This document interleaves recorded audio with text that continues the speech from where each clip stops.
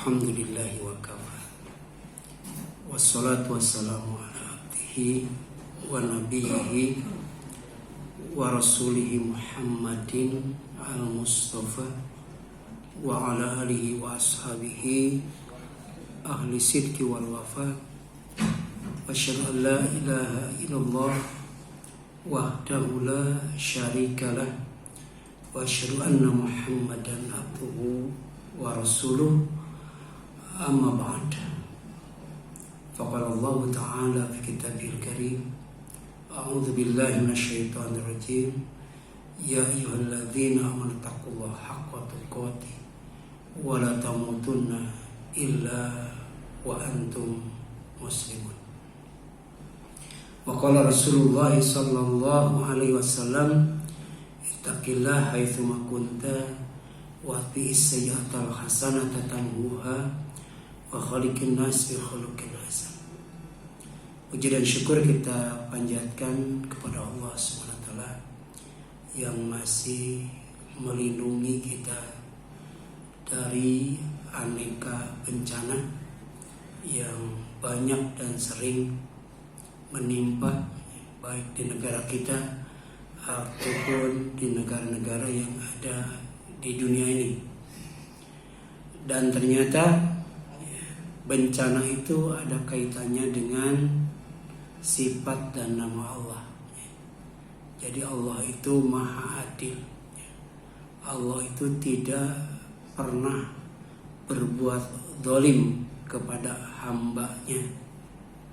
Dan ketika ada hambanya yang berbuat zalim, maka Allah timpakan azab.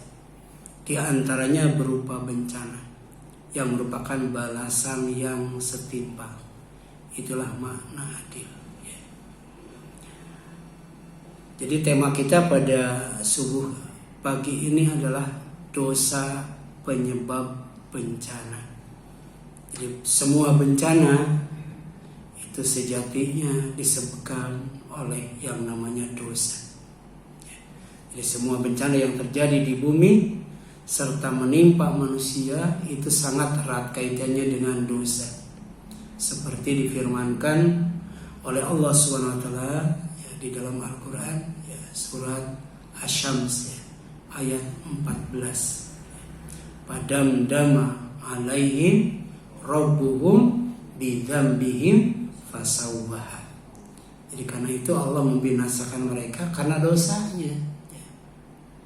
Jadi bencana yang menyebabkan manusia binasa itu ditimpakan oleh Allah. Kenapa? Karena dosa. Kalau tidak berbuat dosa, Allah tidak akan timpakan yang namanya bencana. Lalu bencana itu meratakan segalanya. Jadi rumah, sawah, kebun, dan lain sebagainya jadi rata. Bahkan kalau Allah mau, gunung pun bisa jadi rata. Kemudian Allah tidak akan berbuat zalim kepada hambanya dengan menimpakan bencana tanpa salah dan dosa. Jadi kalau salah tidak tahu, kalau salah itu tidak disengaja. Tapi kalau dosa, tahu itu dosa dan sengaja melakukannya. Makanya ada salah, ada dosa. Tapi dalam Islam kita tidak hanya memohon ampun kepada Allah dari yang namanya dosa, tapi juga minta maaf ketika kita berbuat salah.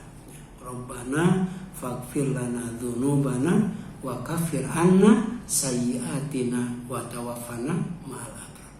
Jadi ya Allah, ampuni dosa kami, tutup semua kesalahan kami, dan wafatkan kami dalam keadaan bersama orang-orang yang berbuat baik. Jadi ada al-abrar. Al-abrar itu orang yang mencintai kebaikan dan orang yang gemar berbuat baik serta berusaha untuk menjadi yang terbaik, tampil di depan, menjadi teladan. Itulah al-abrar. Dan kalau kita tidak bisa menjadi al-abrar, kita mohon kepada Allah diwafatkan, dimatikan bersama mereka. Allahumma amitna muslimin, wa ahyina muslimin wa alhiqna bis-sholihin. Ya Allah, matikan kami dalam keadaan Islam, hidupkan kami dalam keadaan Islam, pertemukan kami dengan orang-orang yang baik. Jadi kalaupun mati sendiri, matinya dalam keadaan Islam. Dan ketika matinya massal, matinya berjamaah, itu matinya bersama orang-orang yang baik. Makanya kalau jalan-jalan, ya, cari temannya yang baik, ya. Sehingga ketika matinya berjamaah, ya, matinya bersama orang yang baik. Dan itu kita mohonkan setiap kali kita bangun tidur kan. Rabbana faghfir lana dzunubana wa kaffir anna sayyi'atina wa tawaffana ma'al abrar. Jadi sebelum dimatikan bersama orang-orang yang baik, ya, pertama diampuni dosanya dulu. Jadi jangan sampai mati bawa dosa. Yang kedua, ditutupi kesalahannya dulu. Jangan mati bawa kesalahan. Ini doa ini singkat ya, tapi padat. Ya, dibaca setiap bangun tidur. Yang kadang-kala kita lupa ya, lupa membawa doa itu.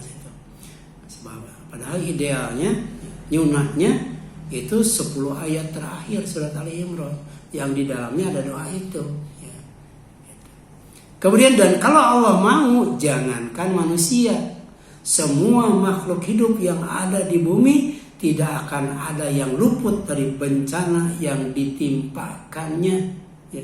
Semuanya akan binasa, tidak ada yang tersisa. Ya. Contohnya pernah itu zaman Nabi apa?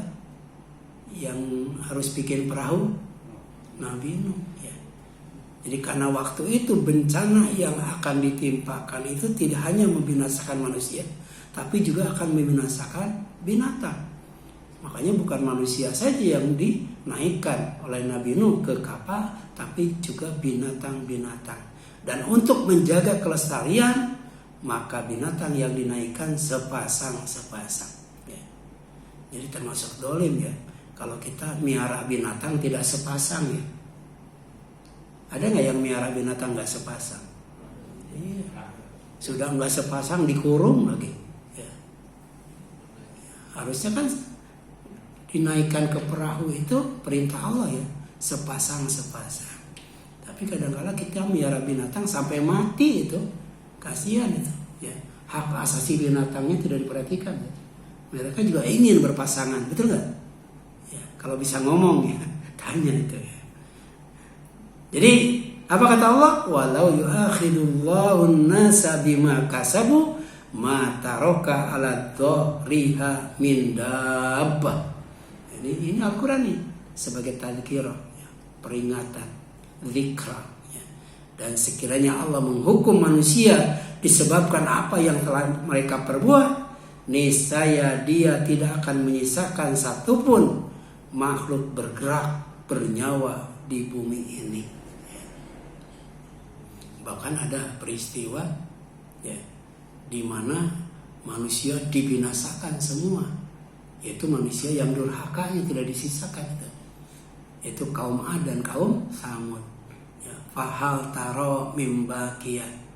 Apakah masih ada yang tersisa? Enggak, habis semua. Jadi sampai hari ini ya, tidak ada turunan Samud, tidak ada turunan Ad, semuanya dibinasakan. Ya. Tapi ada satu bangsa ya, berkali-kali berbuat dosa, ya, tidak pernah berhenti berbuat dosa. Tapi oleh Allah tidak dibinasakan semuanya. Siapa? Bani Israel ya. Bahkan sekarang salah satu yang tersisa itu yang paling biadab ya. Ya. Memperlakukan manusia secara keji, yaitu Zionis Israel ya. Kemarin terakhir tuh ya, jadi saudara kita yang tinggal di sana tuh Husain ya, itu merekam ya. Jadi jalan tol atau jalan biasa ya, itu yang lenggang sepanjang jalan itu dipenuhi dengan mayat-mayat bergelimpangan. Ada yang ditembak, ya, disiksa dan sebagainya. Itu sisa ya, sisa dari Bani Israel yang oleh Allah tidak dibinasakan. Mungkin sebagai pelajaran bahwa ada orang yang ya, biadabnya seperti itu ya, bukan hanya sekarang tapi juga dulu ya. Kan dulu ada dalam surat apa namanya itu, ada Ashabul Ukhdud ya, Ashabul Ukhdud ya. Itu dibikin lubang besar, orang yang beriman dimasukkan semuanya, kemudian dibakar hidup-hidup itu. Ya. Jadi walakin yu'akhiduhum ila ajalin musamma fa idza jaa ajaluhum fa innallaha kana bi ibadihi basira. Jadi kenapa sampai sekarang ya Allah tidak menimpakan bencana yang menyebabkan binatang itu habis semuanya. Jadi kalau binatang habis semuanya, kita nggak bisa berkorban ya, nggak bisa akikah kan, nggak bisa makan daging ayam ya. Kira-kira ada nggak dampak negatif kalau semua binatang itu yang biasa dikonsumsi atau dipelihara manusia dibinasakan oleh Allah SWT ya. Ya, itu luar biasa dampaknya. Makanya ketika Allah akan menimpakan bencana yang dahsyat, itu banjir yang paling besar sepanjang sejarah, sampai kemudian gunung yang paling tinggi juga terendam, Allah perintahkan supaya Nabi Nuh ya, menyuruh orang yang beriman naik ke atas perahu ya, kemudian juga semua binatang sepasang. Bisa nggak dibayangkan perahunya segede apa ya? Katanya itu kayunya dari Jawa kata itu ya. Benar ya, dari Jawa kayunya. Jadi kayu yang paling bagus itu ya dari Jawa itu. Ya. Jadi walakin yuakhiruhum, tapi Allah tangguhkan mereka ya ila ajalin musamma, sampai batas waktu yang ditentukan. Jadi banyak manusia yang sombong, manusia yang bohong, manusia yang biadab, zalim dan sebagainya, oleh Allah sampai sekarang umurnya dipanjangkan. Sejatinya bukan dipanjangkan, tapi ditangguhkan. Azabnya itu tidak ditimpakan waktu itu. Sampai kapan? Ila ajalin musamma, sampai batas waktu yang ditentukan. Kalau sudah waktunya ya ditimpakan juga ya. Seperti yang ditimpakan kepada Fir'aun, yang ditimpakan kepada Qarun ya, sebagai pribadi yang menentang Allah. Fa idza jaa ajaluhum, maka bila ajal itu sudah sampai kepada mereka, fa innallaha kana bi ibadihi basira. Ya Allah tuh tahu hamba-hambanya ya dengan jelas. Ya. Jadi Allah tidak akan salah mana yang zalim, mana yang tidak zalim, mana yang berdosa, mana yang tidak berdosa. Kemudian kalau merujuk kepada Al-Quran yang 30 juz ya, 114 surat itu, ternyata sedikitnya ada 8 kata dalam Al-Quran dan Al-Hadis yang dimaknai sebagai dosa ya. Jadi kalau kita baca Quran, kita baca hadis, ada beberapa kalimat atau beberapa kata yang namanya dosa. Yang pertama ithmun ya. Ithmun innama harrama alaikumul maitata wadama walahmal khinzir wa ma uhilla bihi li ghairillah. Jadi yang diharamkan oleh Allah itu hanya bangkai, darah, daging babi, dan yang disembelih bukan karena Allah. Hati-hati tuh. Sapi itu halal, ya. Domba itu halal. Tapi kalau menyembelihnya salah bisa haram itu. Ya. Dulu zaman Pak Haji Lubis, ya, kita beli sapi itu dari cakung ya, dari pemotongan hewan. Kemudian dengan tukang potongnya ya, jagalnya. Nah, kebetulan masih ada lapang boran itu. Ternyata ya, mereka tidak tahu bagaimana cara menyembelih yang islami, sehingga yang disembelih oleh mereka itu bukan yang halal, tapi haram karena bangkai. Jadi setelah disembelih ya, itu langsung dipenggal ya. Kalau mau dipenggal jangan disembelih dulu, penggal aja langsung ya. Jadi ini disembelih dulu, belum mati langsung dipenggal. Ya. Jadi itu bangkai, ya. Dagingnya itu haram. Ya.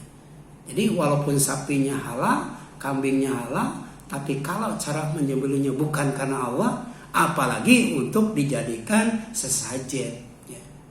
Dulu kan jembatan yang sebelum Komatsu itu kan sering ambruk ya, sering ambruk itu. Jadi mendatangkan dukun ya. Di antaranya diperintahkan menyembelih kebo, ya. Kemudian kepalanya ditanam. Ya. Jadi sampai sekarang nggak ambruk lagi ya. Percaya itu gara-gara kebo ya. Kalau gara-gara kebo itu ya Nah itu lumpur lapindo tuh pernah itu, ya, dilemparin kebo dan sebagainya. Dan kemudian ada kiai, nggak tahu kiai apa tuh, jangan pakai kebo, lemparin tasbih. Jadi lumpur lapindo yang lagi apa? Ya, dilemparin tasbih, tetap aja sampai sekarang. Sampai sekarang masih ya? Masih ya? Udah berhenti? Masih, itu kuasa Allah SWT ya. Jadi berapa itu lumpur yang diluapkan, dimuntahkan oleh bumi ya. Jadi di bumi itu banyak sekali material-material yang sebenarnya bermanfaat bagi manusia. Tapi kalau kemudian berbuat dosa, malah jadi ancaman, bencana, bikin celaka. Jadi kata Allah, pamanin turro khairu bakin, kalau tidak makan bangke, ya kalau terpaksa ya darurat, kemudian makan daging babi, makan darah, kemudian makan bangke, ya, dan makan yang disembelih bukan karena Allah, ya ghairu bagin, tapi bukan karena suka, bukan karena doyan, bukan karena ingin, wala adin, dan tidak melampaui batas. Kalau sudah kenyang terus aja makan, nah, itu lain ya. Jadi syaratnya darurat, ya. Nah itu pertama tidak ingin, tidak doyan daging babi, misalnya tidak doyan bangke. Kalau doyan lain lagi itu. Kemudian tidak melampaui batas. Kalau misalnya cuma satu suap, dua suap udah kenyang, udah ya, jangan diterusin sampai misalnya berapa banyak, itu terus aja makan. Nah, fala ithma alaih. Yang sikap tersebut, cara tersebut, fala ithma, pakai ithmun ya. Tidak ada dosa atasnya. Ya. Jadi ayat ini menjelaskan ya, perbuatan dosa itu tidak jadi dosa. Kalau pertama darurat, terpaksa. Yang kedua tidak ingin melakukan dosa itu. Dan yang ketiga tidak melampaui batas. Ya. Dalam Islam, sekaligus dalam peperangan, ketika musuh sudah terbunuh, nggak boleh. Udah, selesai. Tapi ada kan, sudah dibunuh kemudian dimutilasi. Dimutilasi. Bahkan ada tuh. Ya, paman Rasul tuh, Hamzah bin Abi Thalib itu dadanya dibelah itu. Kemudian isi apa hatinya atau apanya diambil, dicincang, dimakan rame-rame oleh para istri yang suaminya pernah dibunuh oleh Hamzah. Itu namanya ya, melampaui batas. Ya. Seperti Rasul pernah menegur prajurit yang membunuh musuh setelah mengucapkan la ilaha illallah. Ya, kata sahabat yang membunuh musuh itu, saya takut dia pura-pura. Gitu. Tapi kata Rasul, apa kamu perlu membelah dadanya untuk mengetahui isi hatinya? Kan begitu. Islam itu selalu husnudzon, hati-hati. Malah tetap dibunuh padahal sudah mengucapkan la ilaha. Itu namanya adil, melampaui batas. Ya. Innallaha ghafurur rahim. Sesungguhnya Allah Maha Pengampun lagi Maha Penyayang. Jadi Allah tidak akan membiarkan hambanya binasa. Misalnya binasa dengan kelaparan, tidak ada makanan kecuali daging babi, bangkai, darah, dan kemudian tadi yang disembelih untuk sesajen atau untuk berhala. Yang kedua, ya dosa itu zanbun. Zanbun itu artinya ekor ya, ekor itu buntut ya. Jadi pada bagian kita bukan hanya binatang saja, ada namanya ajbud zanbi, ekor ajaib. Maka ketika dagingnya ya sudah lenyap, tulangnya sudah lenyap, dimakan bumi. Nah, bumi diharamkan oleh Allah untuk memakan ajbud zanbi, ya, ekor yang menakjubkan yang ada pada setiap manusia. Karena dari ekor itulah manusia nanti akan tumbuh, akan dibangkitkan oleh Allah Subhanahu wa ta'ala. Ya, coba dipegang, ada ekornya enggak? Ada ya. Cuman nggak tumbuh. Nah, yang tumbuh itu monyet ya.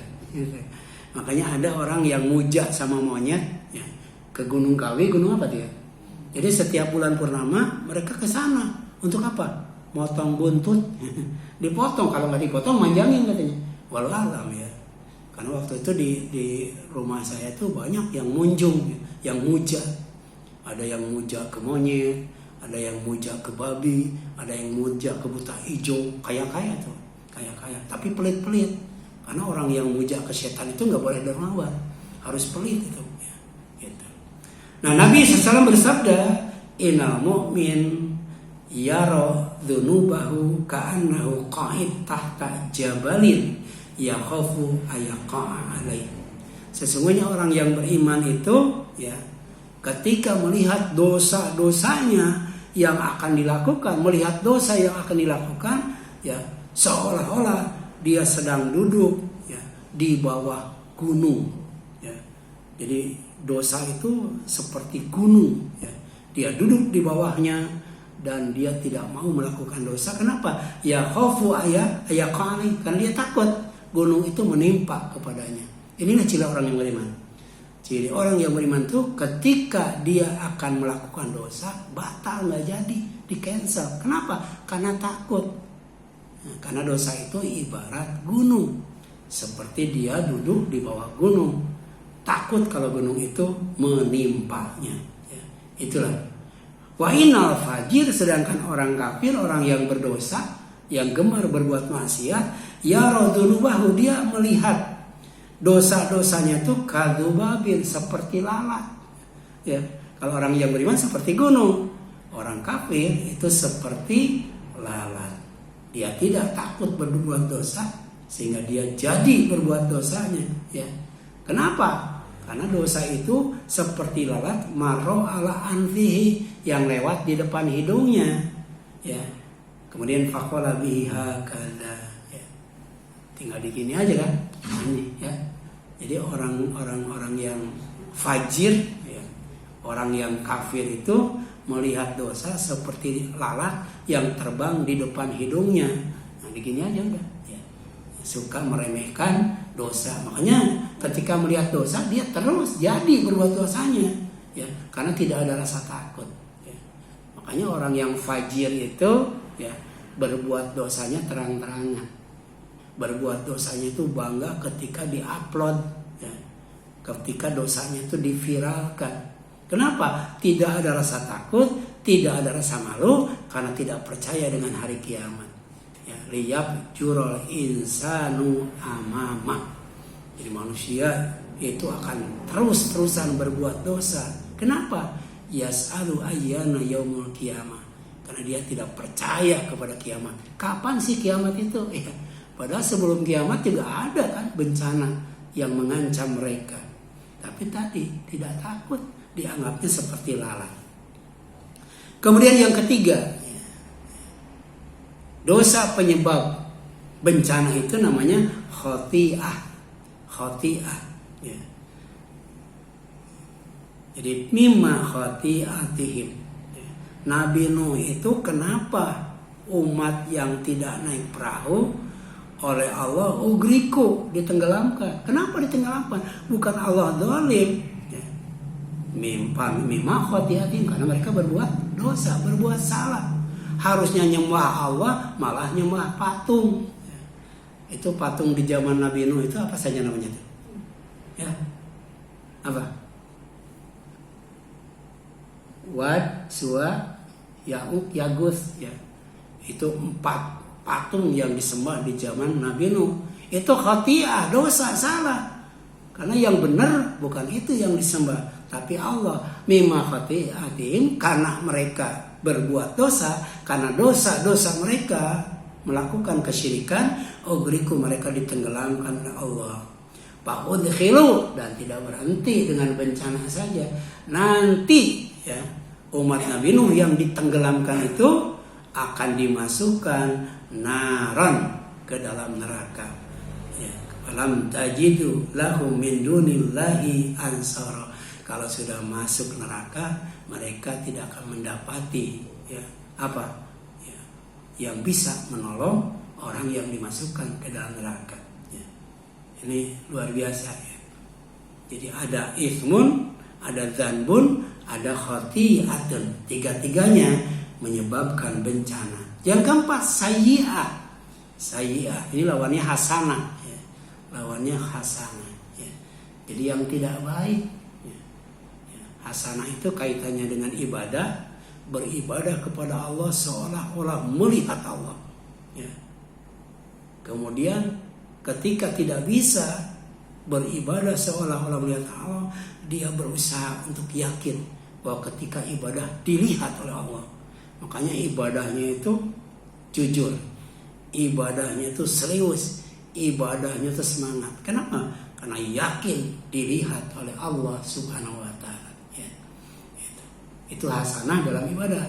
Sedangkan hasanah dalam muamalah, hasanah dengan hablum minan nas, dia selalu membalas kebaikan dengan kebaikan yang lebih baik, membalas kejahatan dengan kebaikan.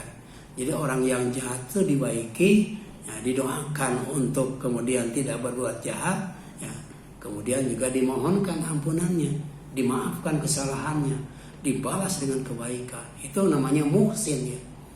Makanya ketika berbicara tentang ma'iyatullah, orang yang akan bersama Allah itu pertama, ya, innallaha ma'as-sabirin.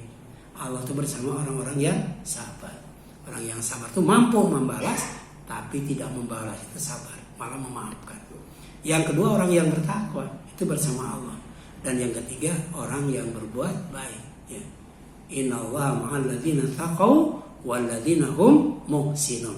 Sesungguhnya Allah akan bersama orang-orang yang bertakwa dan orang-orang yang berbuat baik. Nah, yang namanya sayyi'ah itu lawan daripada hasanah, ya. Ibadahnya tidak baik, muamalahnya, akhlaknya juga jelek, ya. Wa ahatat bihi khati'atuhu, dia dikepung dengan kesalahannya, tidak bisa keluar, terus saja berbuat salah, ya. Jadi kalau narkoba mah jadi nyandu, ya, nyandu, tidak bisa meninggalkan dosa itu, ya. Dia berbuat dosa tapi tidak bisa meninggalkan dosa itu, sejatinya dia dikepung dengan dosa itu.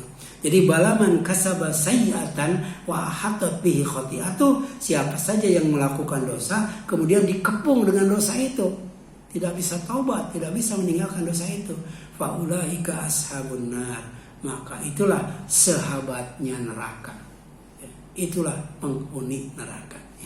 Jadi ada ashabul jannah, sahabat sorga, penghuni sorga, ada ashabun nar. Ada juga ashabul Quran, ya, ashabul Quran. Orang yang akan dapat syafaat di Al-Quran itu adalah ashabul Quran, ya. Ada juga ashabul kahfi, ya, banyak di dalam Al-Quran. Hum fiha khalidun, mereka di dalam sorganya itu kekal, ya. Dalam Al-Quran itu ada khalidina fiha, ada abada.